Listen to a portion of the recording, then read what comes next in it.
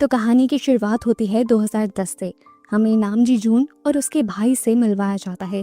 नामजी जून अपने भाई को शहर जॉब दिलवाने के लिए लेके आया था ली जुऑन की कंपनी में। पर जब ये लोग यहाँ पहुंचे तो ली जुऑन और उसकी कंपनी पर उसके दुश्मन ग्रुप बेंसन ग्रुप का हमला हुआ था, जिसमें पहले से ही ली जुऑन ग्रुप के काफी लोग मारे गए थे। ऐसे में नामजी जून खुद बाहर निकल कर आता है और लड़ाई में घुसकर बेंसन के कई आदमियों को मार गिराता है, वो भी सिर्फ कुछ ही सेकंड्स में। सीन कट होकर प्रेजेंट में हम ली जुऑन ग्रुप के मैनेजर को देखते हैं, जिसे किसी ने किडनैप किया हुआ था और फिर कुछ ही देर में उसे मार भी दिया गया। अब ये मसला सामने आते ही ली जुऑन अपने दुश्मन बेंसन से मिलते हैं और उनसे कहते हैं कि मैं जानता हूँ तुम्हारा इस मर्डर से कोई ताल्लुक नहीं, लेकिन तुम्हारे लिए परेशानी की बात यह है कि तुम्हारे बेटे जुन्मू ने कत्ल करवाया है। बेंसन ली जुऑन से कहता है, यार मैं इन सारी लड़ाई वाले पंगों में नहीं पड़ना चाहता, तुम इस मामले को अपने तरीके से हैंडल कर लो, इसके बदले मैं तुम्हारा वो रियल स्टेट वाला केस क्लियर करवा दूंगा।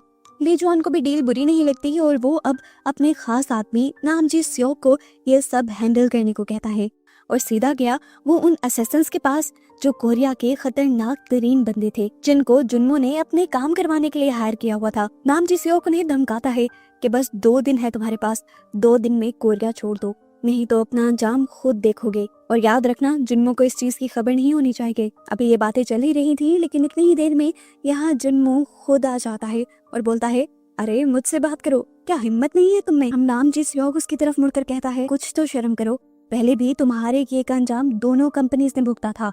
ये बातें जुन्मो को गुस्सा दिलवा देती है और जब वो नामजी स्योक को मारने के लिए आगे बढ़ता है तो नामजी स्योक उसे एक ही मुक्का मारकर ढेर कर देता है और वहां से चला जाता है। पीछे से जुन्मो धमकी देता रह गया, देखना तुम भी अब मेरे हाथों मरोगे। सीन कट होकर दिखाया गया कि नामजी स्योक वापस अपने गांव गया था, जहां उसका भाई नामजी जुन उसे देखकर शॉक रह जाता है।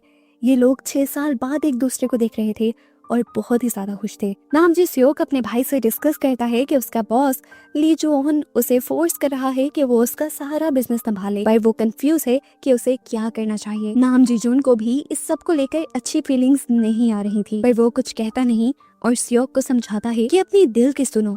इसके बाद नामजी स्योक वापस अपने घर आ जाता है और पार्किंग में ही उसे कुछ गड़बड़ी महसूस होने लगती है। वो अपनी कैट को जब फीड कर रहा था तब दिखाई दिया कि गाड़ियों के पीछे से छुपे हुए लोग बाहर निकल रहे थे। एक मास्क पहना लड़का अचानक स्योक पर हमला कर देता है, जिसे भांपकर पहले ही स्योक ने पकड़ लिया था। उसने देखा कि उसे तो मारने के लिए काफी सारे लोग आए हुए थे। एक एक करके वो सबसे लड़ा, क्योंकि उसकी फाइटिंग स्किल्स बहुत कमाल की थी। पीछे से वार करने वालों को झुककर कंधे पर उठाते हुए पटक पटक कर उसने मारा। जो चाकू से उसके ऊपर वार करने आया था उसे भी स्योक ने गिराकर उसी के चाकू से उसी को मारने की कोशिश की, पर फिर स्योक को तरस आ गया। वो उसे छोड़कर खड़ा हो गया। उसे इस टाइम उसके भाई की कॉल आ रही थी, जिसका दिल काफी घबरा रहा था। अभी स्योक कॉल ले भी नहीं पाता कि पीछे से वो लड़का जिसकी जान स्योक ने बख्शी थी, वो उसी के पीछे से आकर उसके दिल में स्टैब कर देता है और यहाँ स्योक मर जाता है। सीन शिफ्ट होकर हमें स्योक के फ्यूनरल का सीन दिखाया जाता है। फ्यूनरल पर ली जुऑन यानी स्योक के बॉस और उसके सभी एम्प्लॉयज आए थे। इन लोगों की बातें चल ही रही होती हैं कि इतने में यहाँ पर नामजी जुन आ जाता है और सारे मिलकर ली जुऑन के कहने पर उसके सामने सर झुका देते हैं, उसके दुख और रिस्पेक्ट में। कुछ देर बाद नामजी जुन जाकर दोनों चेयरमैन से मिलता है, जो यही डिस्कस कर रहे थे कि स्योक का काम किसको सौंपा जाए। अब तब नामजी जुक उनके पास आकर अपने भाई की मौत के बारे में सवाल करता है और उन्हें याद दिलवाता है कि आज से 11 साल पहले उन लोगों ने एक एग्रीमेंट किया था कि मैं आप लोगों के मामलात से दूर रहूंगा, लेकिन आप मेरे भाई की हिफाजत करेंगे। फिर बताओ हुआ क्या उसे? दोनों के ही पास कोई जवाब नहीं था। नामजी जुन अब अपने भाई के घर जाता है, देखता है कि उसके भाई ने उसके लिए बर्थडे सरप्राइज तैयार किया था। वो इमोशनल हो जाता है और अपने भाई के कातिल से मिलने का फैसला करते हुए पुलिस स्टेशन जाता है। नामजी जुन ने उस लड़के से काफी सवाल किए, ये जानने के लिए कि स्योक को मरवाने के पीछे असल में हाथ किसका था, पर वो तो कुछ भी नहीं बोलता। और उसकी बातों से नामजी जुन को एक ये बात पता चल जाती है कि किलर का एक छोटा भाई भी है। बस फिर क्या था, नामजी जुन उसकी तलाश में निकल जाता है और उसके भाई को पकड़ लेता है और बाद में उसके जरिए किलर को ब्लैकमेल करके फोर्स करता है कि वो बताए कि स्योक को मरवाने के पीछे हाथ किसका था, किसने उसे मारने की सुपारी दी थी। वो कहता है मैं नहीं जानता, मुझे तो ये काम एक डार्क वेब से मिला था। अब किलर की जो लॉयर थी, अब नाम जी जून उनसे मिलता है और उनसे पूछता है मर्डर के बारे में। तो वो उसे एक बिजनेस कार्ड देती है उस बंदे का जिस बंदे ने सिम 1 के नाम से एक डार्क साइट बनाई हुई थी, जहाँ लोग पैसे देकर किलर्स को हायर करते थे। लॉर कहती है कि यहाँ से तुम्हें काफी इंफॉर्मेशन मिल जाएगी। दूसरी तरफ ली जुआन यानी सियोक के बॉस भी प्राइवेटली उसके मर्डर की इन्वेस्टिगेशन स्टार्ट करवा चुके थे। यहाँ पुलिस स्टेशन में भी सियोक के मर्डर की इन्वेस्टिगेशन चल रही थी। सब जानते थे कि बेंसन या ली जुआन ग्रुप में से ही कोई होगा कातिल। यहाँ इनकी बातों से पता चलता है कि बेंसन और ली जुआन पहले एक ही गैंगस्टर के लिए काम करते थे, फिर उस बंदे ने अंडरवर्ल्ड को छोड़ दिया अपने बेटे की मौत के बाद, और तब से ये दोनों पावर में आ गए और अंडरवर्ल्ड में दुश्मनों की तरह उभरे। अब इस केस के इन्वेस्टिगेशन का काम जीएम को मिल जाता है। दूसरी तरफ वो आदमी जो डार्क वेब चला रहा था, जहाँ से सियोक के मर्डर की सुपारी ली थी उसके किलर ने, उस आदमी का नाम वन था। नाम जीजून की कॉल सुनते ही उसके मुंह के तोते उड़ जाते हैं और साफ पता चलता है कि ना सिर्फ वो नाम जीजून को पहले से जानता था बल्कि उससे डरता भी था। वो जब तक अपने ऑफिस में पहुंचता है तो देखता है कि उसके सारे लोगों को बहुत बुरी तरह से पीटा गया था और उसका ऑफिस भी तबाह कर दिया गया था और नाम जीजून यहाँ पर पहले से ही मौजूद था। वन उसके कदमों में बैठ जाता है और गिड़गिड़ाने लगता है, अपनी जान की भीख मांगने लगता है। नाम जीजून उठकर उसे कुछ पंच ही मारता है कि उसके मुंह से सारा सच उगल आता है और वो बता देता है कि सियोक की सुपारी देने वाला बेंसन का बेटा जुन्नू है। यही खबर ली जुआन को भी पता चल गई थी। जो इन्वेस्टिगेटर ये खबर ली जुआन को दे रहा था वो उससे कहता है आपको कंपनीज में ये खबर दे देनी चाहिए, जबकि ली जुआन उससे ये खबर अपने लोगों से भी छुपाने को कहता है।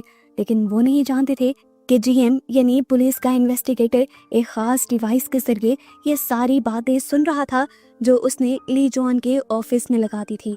इधर हम देखते हैं कि ली जुआन फौरन बेंसन से मीटिंग सेट करता है और बेंसन को वो ये सच्चाई बता देता है कि तुम्हारे बेटे ने नामजी सियोक का मर्डर करवाया है। बेंसन साफ इनकार कर रहा था कि मेरा या मेरी कंपनी का इस मर्डर से कोई ताल्लुक नहीं। अभी इनकी बातें चल ही रही थी कि यहाँ पर नामजी जुन आ गया। उसने बेंसन की आंखों में आंखें डाली और पूछा क्या तुम इस मर्डर में इन्वॉल्व तो नहीं हो। ये दोनों ही उसे देखकर सहम से गए और कुछ नहीं बोले। बेंसन इस टाइम घबराया हुआ ना में जवाब देता है तो नाम जीजन उनसे कहता है मैं जानता हूँ ये मर्डर तुम्हारे बेटे ने करवाया है, अगर तो तुम इसमें इन्वॉल्व नहीं हो तो बस दूर बैठकर तमाशा देखो। ये कहकर वो वहाँ से चला गया। बेंसन बहुत ज्यादा डर गया था।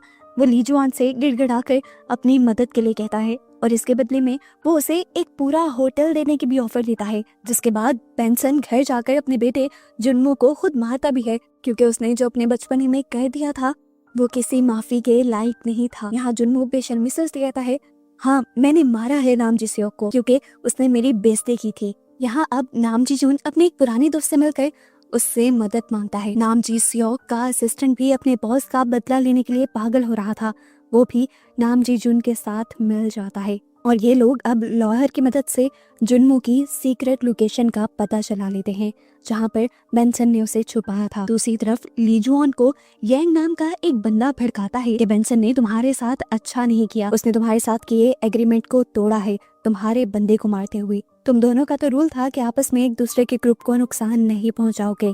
अब फैसला तुम्हारे हाथ में है, या तो इन्हें माफ करके तुम तारीख लिखो या बेंसन को ही उसके बदले में मारकर उसका सारा बिजनेस हथिया लो। इस टाइम पता चलता है कि ये सारी बातें भी पुलिस इन्वेस्टिगेटर जीएम सुन रहा था और वो सामने वाली ही बिल्डिंग में खड़े हुए एक फाइल खोलता है जिसमें ली जुआन के सर्च वारंट थे। यहाँ बेंसन अपनी पोजीशन स्ट्रॉन्ग करने के लिए और अपने बेटे की जान बचाने के लिए एक बंदे को नाम जेजून को मारने को कहता है, लेकिन वो बंदा नाम जेजून को मारने से इनकार कर देता है क्योंकि वो नाम जेजून की पोजीशन जानता था। उस बंदे का इनकार सुनकर बेंसन अजीब सा हो जाता है और एक दूसरे आदमी को अपने बेटे को अंडरग्राउंड करने को कहता है, पर जुन्नू अब कहीं और छुपने को तैयार ही नहीं था। वो तो उल्टा लोगों से ही कहता है आए दिन हम लोगों को मारते रहते हैं, इस आदमी के मर्डर पर इतना हंगामा क्यों मचाया हुआ है। उनकी बातों के दौरान यहाँ इसी होटल में नामजी जुन पहुंच जाता है और सब उसे देखकर डर जाते हैं और एक साथ उसे रोकने के लिए उस पर हमला करते हैं, पर वो बहुत ही आसानी से किसी की टांग तो किसी की बाजू को पकड़ते हुए अपना डिफेंस भी करता है और फिर उनके वही टांग बाजू तोड़कर उनको दूर भी फेंक देता है। एक एक करके सभी लोग मारे जाते हैं और इसी क्योस में बेंसन का आदमी जुन्नू को लेकर यहाँ से भाग जाता है। यहाँ नाम जी जुन को वन भी मिल गया था। वो उससे छुपने की नाकाम कोशिश कर रहा था, पर नाम जी जुन उससे कहता है सिर्फ 2 दिन का टाइम है तुम्हारे पास। जुन्मो की लोकेशन मेरे टेबल पर होनी चाहिए। सीन कट हो गए। अब हमें सेफ हाउस के अंदर जुन्मो को दिखाया जाता है, जो अब सच में परेशान हुआ हुआ था। वो अपने एक आदमी से सवाल करता है कि आखिर ये दोनों भाई हैं क्या, और सब उनसे इतना डर क्यों रहे हैं। ये बताने के लिए कहानी 11 साल पीछे पास्ट में चली जाती है, जब बेंसन और ली जुआन दोनों ही एक आदमी के लिए काम किया करते थे।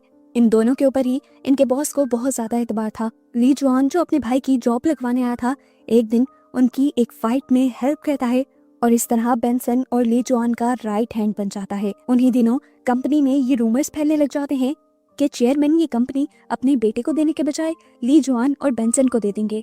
इस खबर से चेयरमैन के बेटे को गुस्सा आ जाता है और वो उन दोनों को मरवाने का प्लान करता है।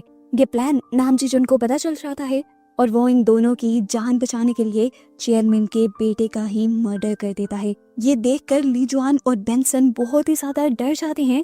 वो जानते थे कि चेयरमैन अब नाम जी जुन के साथ उन्हें भी मरवा देंगे। तो बेंसन नाम जी जुन से कहता है कि इससे पहले कि हम तीनों की जान जाए, तुम चेयरमैन को ही मार दो। इनके कहने के मुताबिक नाम जी जुन चेयरमैन को भी मार देता है। अब वो चाहता तो ये पूरी कंपनी हथिया भी सकता था, लेकिन कंपनी को हथियाने के बजाय वो आधी आधी कंपनी इन दोनों में बांट देता है और इन दोनों के साथ एग्रीमेंट करता है कि वो इनकी लाइफ के अंदर कभी नहीं आएगा, लेकिन इसके बदले ये लोग उसके भाई का ख्याल रखेंगे और हमेशा उसकी हिफाजत भी करेंगे, और आपस में भी ये दोनों ग्रुप्स कभी भी एक दूसरे को नुकसान नहीं पहुंचाएंगे। इस एग्रीमेंट के बाद पता चला कि नाम जी जुन अंडरग्राउंड हो गया था।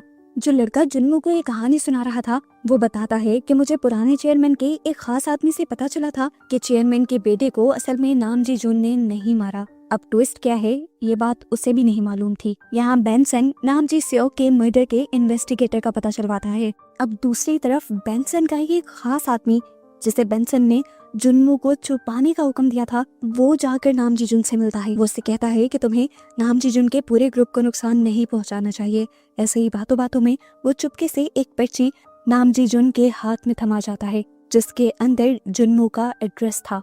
नाम जी जुन अब जुन्मो को मारने के लिए उस एड्रेस पर पहुंच जाता है और पता चलता है ये तो असल में जुन्मो का ही बिछाया एक ट्रैप था। जुन्मो ने खुद अपने खास आदमी को ऐसा करने को बोला था, क्योंकि उसे लग रहा था कि नाम जी जुन को मारना ही उसके लिए सबसे बड़ी आजादी होगी, क्योंकि उससे छुपकर नहीं रहा जा रहा था और उसने कई मर्तबा अपने सेफ हाउस से निकलने की कोशिश भी की थी, पर वो नाकाम हो गया था। खैर दोबारा नाम जी जुन के सीन की तरफ चलते हैं। वो जिस सीक्रेट जगह पर आया था, अंदर जाते ही असैसिन्स उसके ऊपर हमला कर देते हैं। नाम जी जुन को मारना और हराना इतना भी आसान नहीं था। नाम जी जुन इनके साथ लड़ता है और इन्हीं को मार देता है, और फिर इन्हीं के फोन से जुन्मो को कॉल करके कहता है अब जल्द मैं तुम तक भी पहुंच जाऊंगा। और ये कॉल सुनकर जुन्मो घबरा सा जाता है। इधर नाम जी जुन अपनी पुरानी यादों में खो जाता है और उसके फ्लैशबैक से हमें एक ट्विस्ट पता चलता है कि असल में चेयरमैन के बेटे को नाम जी जुन ने नहीं मारा था, बल्कि नाम जी सियोक ने मारा था। खैर सीन्स प्रेजेंट में आते हैं और हम देखते हैं कि बेंसन भी उसी यांग नामी बंदे को कॉल करता है, जो पिछले कुछ सीन्स पहले ली जुआन को भड़का रहा था बेंसन के खिलाफ जंग के लिए। ये आदमी असल में है कौन, इसका आगे पता चलेगा, लेकिन खैर बेंसन उसे बताता है कि उसने ली जुआन के साथ डील कर ली है, यानी अब इन दोनों ग्रुप्स के दरमियान में कोई जंग नहीं होगी।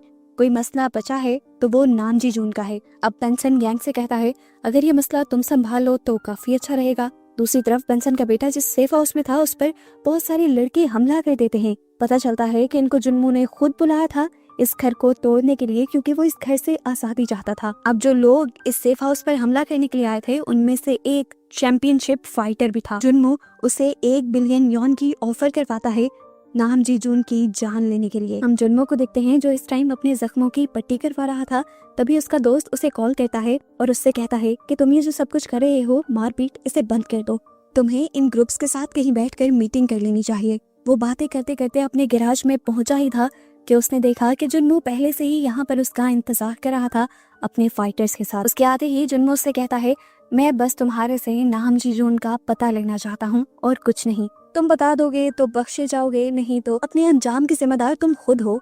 इस आदमी को गुस्सा आ जाता है और वो बैट उठाकर यहाँ इन लोगों से लड़ने लग जाता है। जुन्मो का खास आदमी उससे लड़ता है और यहाँ लड़ते लड़ते नाम जी जून का दोस्त जुन्मो के खास आदमी को हरा देता है और फिर जुनमो खुद इस लड़ाई के अंदर आता है। बैट उठाते हुए वो घुमाकर नाम जीजुन के दोस्त को मारता है और नाम जीजुन का दोस्त जमीन पर गिर जाता है। उसके सर से खून निकल रहा था और वो अब होश में नहीं था। यहाँ नाम जीजुन ने जब दोबारा अपने दोस्त को कॉल की तो कॉल जुनमो ने उठाई। जुनमो ने उसे बताया कि तुम्हारा दोस्त और मेरा एक खास आदमी यहाँ पर मारे गए हैं। इनकी तो लड़ाई खत्म हो गई है, लेकिन मेरी और तुम्हारी लड़ाई बची है। तो क्यों ना अच्छा हो कि तुम सेफ हाउस में आ जाओ। जुनमो से सेफ हाउस का एड्रेस इसलिए दे रहा था क्योंकि सेफ हाउस में उसने पहले ही फाइटर्स को हायर किया हुआ था नाम जीजुन को मारने के लिए। नाम जीजुन पहले अपने दोस्त के गैराज में आता है और अपने दोस्त की बॉडी देखकर टूट जाता है। यहीं पर उसने एक बेसबॉल बैट भी देखा जो उसके दोस्त ने उसके लिए बनाया था। वो गुस्से में इसे बैट को उठाकर निकल जाता है। सेफ हाउस का सीन दिखाया जाता है जहाँ एक नहीं, दो नहीं, बल्कि 100 के करीब फाइटर्स थे और जुनमो उन सबसे कहता है कि जिसने नाम जीजुन को जिंदा पकड़ लिया उसे बिलियंस ऑफ यॉन दिए जाएंगे, यानी बहुत सारे पैसे दिए जाएंगे। कुछ ही देर में यहाँ नाम जीजुन एंट्री भी कर लेता है और अपने सामने इतने सारे लोगों को देखकर वो सिर्फ 1 मिनट ही सोचता है और जैसे ही एक एक करके ये लोग उसके ऊपर हमला करना शुरू करते हैं वो सबको ही अपनी स्किल्स से मारने लग जाता है। किसी के सर पे बैट मारता है तो किसी के हाथ पांव तोड़ देता है और जो बंदा उसके ऊपर हमला करने की कोशिश करता है तो वो उसके चाकू से उसकी गर्दन में स्टैब करते हुए उसे मार देता है। यहीं से दूसरा आदमी भी हमला कर देता है जिसके मुंह को वो बेदर्दी से दीवार से रगड़ते हुए कुचल कर मार देता है। इतने सारे लोगों की बेदर्दी से मौत देखकर बचे कुचे लोग डर कर यहाँ से भाग जाते हैं और वो फाइटर जिसे स्पेशली जुनमो ने नाम जीजुन को मारने के लिए बुलाया हुआ था, ये सब कुछ देखते हुए वो जुनमो से कहता है कि मैं अब नाम जीजुन को मारने के डबल पैसे लूंगा क्योंकि वो बहुत ही ज्यादा स्किल्ड है। फाइनली अब नाम जीजुन अंदर चला जाता है जहाँ उसकी लड़ाई असल फाइटर से होने लग जाती है। ये फाइटर सच में जून की टक्कर का था। जून जिसकी ताकत काफी कम हो गई थी पिछले लोगों से लड़कर, अभी तक के लिए ये आदमी, ये फाइटर उसके ऊपर भारी पड़ जाता है। इन लोगों की लड़ाई काफी देर तक चलती रहती है और जब नाम जीजुन ये समझ जाता है कि वो उससे नहीं लड़ सकता, वो अपने पास मौजूद स्टीयरिंग केस को तोड़ते हुए उसका शीशा उठाकर उस लड़के की आंख के अंदर स्टैब कर देता है और इस तरह उससे जीत जाता है। जिसके बाद वो फाइनली जाता है जुनमो के सामने। जुनमो डरा हुआ कांपते हाथों के साथ बंदूक थामे हुए था, वो उसे मारना चाह रहा था पर नाम जीजुन ने एक ही हाथ मारते हुए उसके हाथ से बंदूक दूर फेंक दी। जुनमो की सारी हवा निकल जाती है और वो अपनी जान की भीख मांगने लग जाता है नाम जीजुन से। वो उसे कहता है, देखो अगर तुम मुझे मार भी दोगे तो भी कुछ नहीं बदलेगा, तुम्हारा भाई तो वैसे भी मर गया है, मेरे मरने से वो जिंदा तो नहीं होगा। जून उसकी बात का कोई जवाब नहीं देता और अपने पास मौजूद बैट से उसे इतनी जोर से हिट करता है कि जुनमो रेलिंग से नीचे गिर जाता है और वहीं पर मर जाता है। उसे मारने के बाद नाम जीजुन कॉल करता है उसके डैड यानी बेंसन को। कॉल रिसीव करते ही बेंसन बोलने लगा कि देखो तुम्हारे भाई को मेरे बेटे ने नहीं मारा। इससे पहले कि वो उसकी बात पूरी कर पाता, नाम जीजुन उसकी बात काट कर कहता है, अब कोई फायदा नहीं क्योंकि तुम्हारा बेटा भी मारा गया है। ये कहकर उसने फोन काट दिया और इस टाइम उसे अपनी भाई की याद आई जिसने आखिरी मर्तबा उससे कहा था कि अब हम जल्दी जल्दी मिला करेंगे। नाम जीजुन अब अपनी गाड़ी में यहाँ से चला जाता है और अगले ही सीन में हम उसकी गाड़ी का एक्सीडेंट होते हुए दिखते हैं। एक्सीडेंट होने की वजह से उसकी गाड़ी पुल से नीचे दरिया में गिर गई थी और पता चलता है कि ये एक्सीडेंट भी किसी ने जानबूझकर करवाया था क्योंकि वो आदमी गाड़ी से बाहर निकलकर फोन पर किसी को ये खबर देता है कि अब नाम जीजुन मारा जा चुका है। सीन्स फ्लैशबैक में जाते हैं और अब हमें वो सीन दिखाया जाता है जब नामजी सेओक के ऊपर बहुत सारे टीनेजर्स ने हमला किया था। जिस लड़के ने उसकी कमर के अंदर स्टैब किया था, दिखाया गया कि सेओक उसके हमले से नहीं मारा गया था। उस हमले को तो सेओक ने सह लिया था और खुद अपने कंधे से वो चाकू निकाला था, लेकिन जब वो लिफ्ट से जाने लगा तो तभी एक मास्क पहना हुआ आदमी बाहर निकला। उसने नामजी सेओक के साथ लड़ाई शुरू की और आखिर में नामजी सेओक को हराते हुए उसकी गर्दन में चाकू स्टैब करते हुए उससे मारा। इस टाइम यहाँ पर डिटेक्टिव हान भी थे जिन्होंने ये सब कुछ अपनी आंखों से होते हुए देखा। फिर भी पुलिस रिपोर्ट में यही लिखा कि नामजी सेओक को उन लड़कों ने मारा था। दिखाया जाता है कि ये सारी बातें बेंसन को डिटेक्टिव हान ने बताई। डिटेक्टिव हान ने बेंसन को उस आदमी की रिकॉर्डिंग भी सुनाई जिसने मर्डर को छुपाने का ऑर्डर दिया था और बेंसन उस आवाज को फौरन पहचान गया। ये ली जुआन की आवाज थी। खैर नेक्स्ट सीन में हमें ली जुआन और बेंसन को उस जगह पर दिखाया जाता है जहाँ पर नाम जीजुन की कार का एक्सीडेंट हुआ था। यहाँ पर बेशर्मी से बेंसन ली जुआन के सामने ये एडमिट कर लेता है कि हाँ मैंने ही नाम जीजू को मरवाया है क्योंकि उसने कल ही मेरे बेटे को मारा था और इसके लिए तो मुझ पर केस भी नहीं कर सकते क्योंकि मुझे भी तुम्हारा एक राज पता है। नामजी सियोक को मरवाने के लिए मेरे बेटे ने गुंडे भेजे जरूर थे, लेकिन नामजी सियोक मरा मेरे बेटे की गुंडों के हाथों नहीं, बल्कि तुम्हारे भेजे हुए आदमी के हाथों। और मेरे पास तुम्हारे खिलाफ सबूत भी हैं। अब क्योंकि बेंसन का बेटा इस गलतफहमी की वजह से मर गया था, तो बेंसन गुस्से में था और वो अब ली जुआन से जंग के लिए तैयार भी था। वो उससे कहता है मेरा बेटा मरा है तो अब तुम्हारा भी बेटा मरेगा। खैर, अगले सीन में हम देखते हैं कि पुलिस बेंसन ग्रुप के पूरे ग्रुप को पकड़ लेती है, पर डिप्टी प्रोसिक्यूटर जिम ये देखकर गुस्सा हो जाते हैं कि पुलिस खुद बेंसन को नहीं पकड़ कर लाई थी। यहाँ रिवील होता है कि जिम यानी डिप्टी प्रोसिक्यूटर और कोई नहीं बल्कि खुद ली जुआन का बेटा है, और वो ना सिर्फ अपने डैड के बिजनेस को संभालना चाहता है बल्कि बेंसन ग्रुप के ऊपर भी कब्जा करना चाहता है, और ये सारा प्लान कहीं ना कहीं उसका डिजाइन किया हुआ है।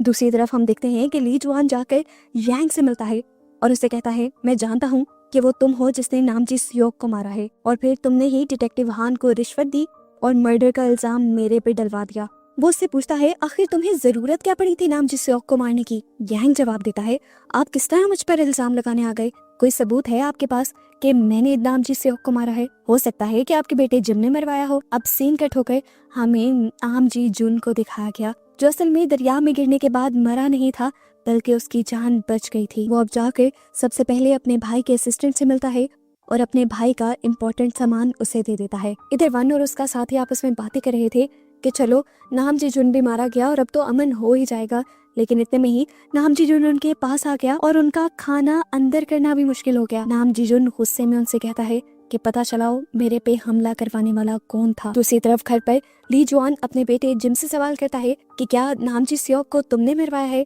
और बेंसन ग्रुप को तुमने किस लिए पकड़ा है? जिम अपने डैड के सामने साफ जवाब दे देता है कि ना तो मैंने नामजी सियोक को मरवाया है और बेंसन ग्रुप को पकड़ना मेरे लिए ऑफिशियल्स का ऑर्डर था और मैं बस अपनी जॉब ही पूरी कर रहा हूँ। इधर बेंसन को लगा कि उसके ग्रुप को अपने बेटे के जरिए पकड़ाने वाला ली जुआन है, इसीलिए वो जंग का सोचकर ली जुआन के गैराज में आ गया। अब उसके पास बंदे कम थे, तो यहाँ पर ली जुआन और बेंसन जब मिलते हैं तो इन दोनों की आपस में लड़ाई हो जाती है और ली जुआन बेंसन का मर्डर कर देता है। दूसरी तरफ हम देखते हैं कि बेंसन का मर्डर की खबर सुनकर सबसे ज्यादा खुश होने वाला आदमी यांग था। पता चला कि उसने बेंसन को भड़काया था ली जुआन के खिलाफ ताकि लड़ाई हो और उन दोनों में से कोई एक मर जाए। यांग अब अपना आप सबके सामने लेकर आता है कि वो इन दोनों में से किसी एक की कंपनी हथियाना चाहता था, और अब क्योंकि बेंसन मर चुका है तो अब बेंसन की कंपनी यांग की हो जाएगी। हम देखते हैं कि यहाँ यांग के सॉफ्ट बोर्ड पर 3 नाम थे, नामजी सियोक, बेंसन और ली जुआन, जिनमें से अब वो दूसरे नाम पर क्रॉस लगा रहा था।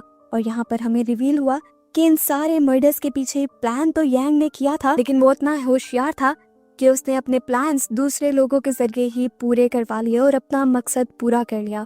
2 लोग मर चुके थे और अब उसे बस ली जुआन को मरवाना था।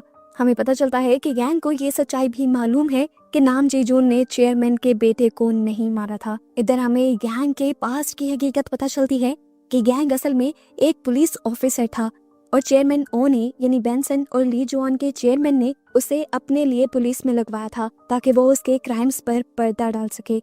वो जानता था कि चेयरमैन के बेटे को मारने वाला नामजी सियोक है। पहले तो अपना काम ही करता रहा, यानी बेंसन और ली जुआन के किए पर पर्दे ही डालता रहा, लेकिन इस काम से मिलने वाले पैसे से अब उसकी हवस भर नहीं रही थी। तो फिर उसने सालों बाद सोचा कि क्यों ना वो खुद ही इन लोगों की कंपनी हथिया ले और सारा पैसा खुद कमाए। पहले जब उसने बेंसन और यांग के दरमियान में लड़ाई करवाने की कोशिश की तो हर मर्तबा उसकी कोशिश नाकाम हो गई, बल्कि उसकी कोशिश के जरिए बेंसन और ली जुआन के अंदर के ताल्लुक अच्छे ही होते रहे। अब यांग जाकर जिम से मिलता है और कहता है कि बेंसन तो मर गया, तुम अपने डैड के बारे में सोचो, उनका क्या करना है। ट्विस्ट ये रिवील हुआ कि ये दोनों ही मिले हुए थे। यहाँ पुलिस स्टेशन के बाहर नामजी जून यांग पर हमला करने के लिए आता है, पर यहाँ यांग को आकर एक क्रिमिनल बचा लेता है जो पहले से ही नामजी जून का दुश्मन था। सीन कट होकर हमें अगली सुबह का सीन दिखाया जाता है जब ली जुआन कंपनी की बोर्ड मीटिंग के लिए तैयार ही हो रहा था तो जिम ने उसे जाने से रोक दिया और बताया कि अब से वो कंपनी संभालेगा। ली जुआन इसकी बात पर हैरान होता है और कहता है कैसे? तो जिम उसे बताता है आपने तो मुझे उस कंपनी से निकाल दिया था, पर मैं अपनी जिंदगी उसी बिजनेस और उसी पावर में देखता था, इसीलिए मैं पुलिस में गया। वहां जाकर मैंने अपनी कंपनी के रिकॉर्ड्स को सिक्योर करने के बाद यांग के साथ मिलकर इस कंपनी के हालात पर नजर रखी। और मैं आपसे ज़्यादा अच्छा इस कंपनी को चला सकता हूँ। ये कहते हुए वो कंपनी की बोर्ड मीटिंग में चला जाता है और सबको बताता है कि आज से नया कंपनी का चेयरमैन वो है। बहुत से बोर्ड मेंबर यहाँ से उठकर जाने की कोशिश करते हैं, पर जिम की ये गुर्राने वाली आवाज़ सबको वापस बैठने पर मजबूर कर देती है। इधर यांग को अपनी जान का खतरा हो गया था नाम जीजून से, क्योंकि वो जान गया था कि नाम जीजून को ये बात मालूम हो गई है कि उसी ने उसके भाई को मरवाया है। इसीलिए वो नाम जीजून का दुश्मन, जिसने पिछली रात ही यांग को बचाया था, वो उसे अपने ड्राइवर और सिक्योरिटी गार्ड के तौर पर हायर कर लेता है। वन के आदमी नाम जीजून के कहने पर लगातार यांग का पीछा करते हैं और उसकी लोकेशन नाम जीजून को बता देते हैं। नाम जीजून जब उसे मारने के लिए उसकी बिल्डिंग तक आता है तो यहाँ पर उसका सामना उसी के दुश्मन से हो जाता है। पता चलता है कि 11 साल पहले नाम जीजून ने उसका हाथ काट दिया था, जिसकी वजह से उसने बहुत ही मुश्किल जिंदगी गुजारी। वो उससे कहता है, तुम उस दिन मुझे मार देते मेरा हाथ काटने के बजाय, लेकिन तुमने जो मुझे अजियत दी, आज मैं तुमसे उस सब का बदला लूंगा। वो अपने टूटे हुए हाथ से ही नाम जीजून से लड़ने लग जाता है और आखिर जब वो नाम जीजून को नहीं हरा पाता तो इस गुस्से में वो अपने आप को ही नाइफ से स्टैब करके खत्म कर देता है। इधर दिखाया गया कि यांग ली जुआन के घर पहुंच गया था ली जुआन को मारने के लिए। इसी वजह से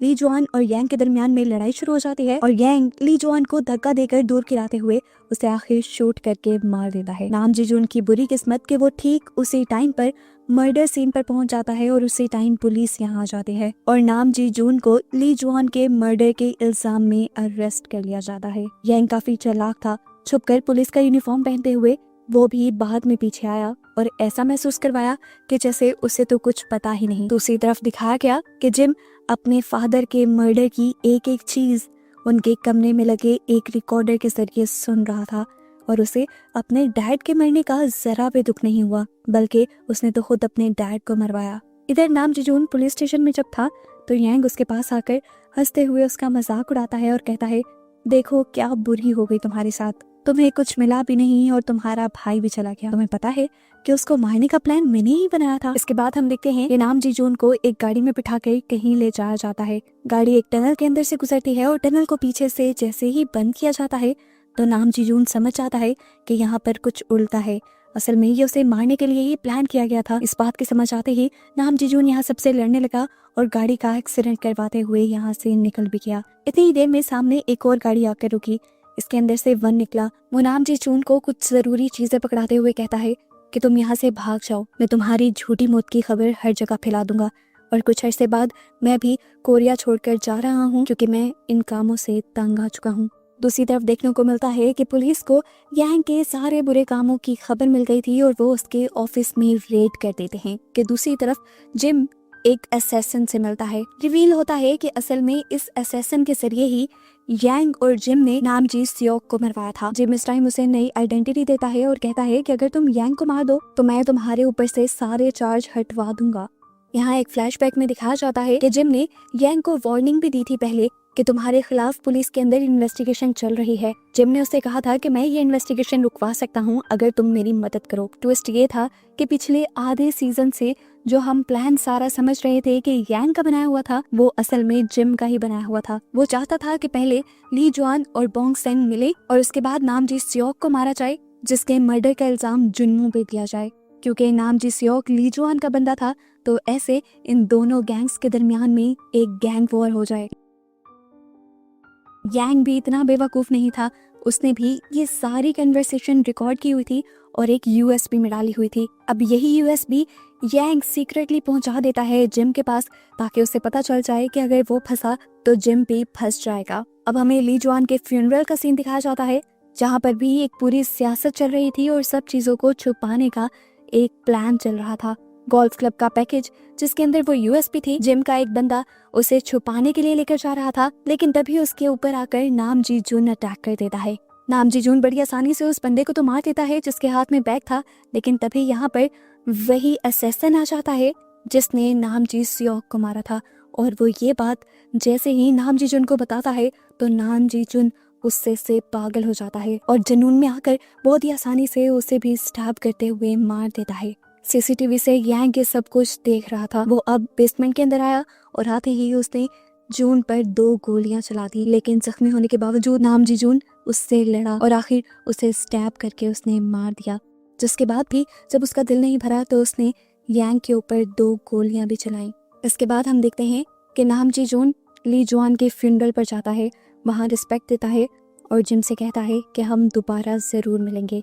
ये कहकर वो बाहर आ जाता है, जबकि अंदर दिखाया गया कि जिम अब अपने डिप्टी प्रोसिक्यूटर से मिल गया था। वो उन्हें ऑफर देता है कि बॉन्सेन ग्रुप वो संभाल लें, जबकि ली जुआन ग्रुप वो खुद संभालेगा और इस तरह ये लोग मिलकर बहुत पैसा कमाएंगे। पुलिस के अंदर तो ये लोग खुद ही हैं, कोई इन्हें पकड़ भी नहीं पाएगा। इनके प्लान के दौरान बाहर हम देखते हैं कि नामजी स्योक के असिस्टेंट से मिला था। वो उस असिस्टेंट को वो यूएसपी दे देता है जो उसने यांग के गोल्फ पैकेज के अंदर से चुराई थी, जिसके अंदर सबके खिलाफ सबूत थे। ये यूएसपी देने के बाद वो अपने गांव वापस चला जाता है। दूसरी तरफ दिखाया जाता है कि बॉन्सेन और ली जुआन कंपनी एक नए नाम से उभरती है, जिसका लीडर कोई और नहीं था बल्कि जिम था, जो अपनी पहली स्पीच देता है और कहता है कि हर इलीगल काम को लीगल बनाया जा सकता है। हम इस कंपनी में एक नया कल्चर लेकर आएंगे और इस कंपनी को तरक्की की बुलंदियों पर पहुंचा देंगे। सब कुछ बिल्कुल परफेक्ट लग रहा था, लेकिन कोई नहीं जानता था कि अब क्या होने वाला है।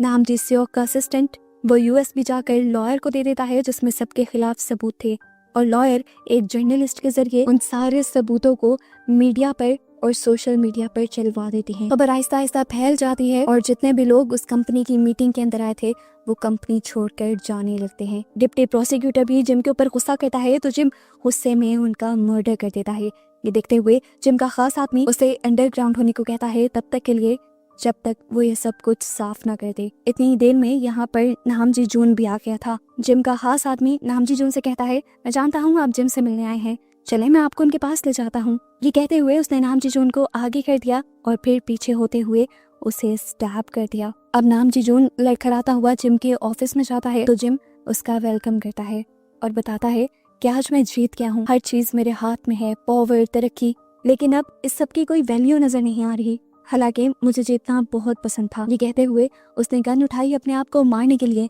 लेकिन नामजी जून ने उसके हाथ से गन छीन ली और एक चाकू से उसकी हाथों की नसें काट दी ताकि उसकी मौत आरामदायक ना हो, वो तड़प तड़प कर मरे। सीन कट होकर नामजी जून को हमें उसके गांव में दिखाया जाता है, उसी कैंप साइट पर जहां मूवी के स्टार्ट में वो अपने भाई नामजी स्योक के साथ बैठा हुआ था। वो इस टाइम अपने भाई को याद करता करता मर जाता है और बस उसकी मौत और सबकी तबाही दिखाते हुए ये सीजन यहाँ खत्म हो जाता है।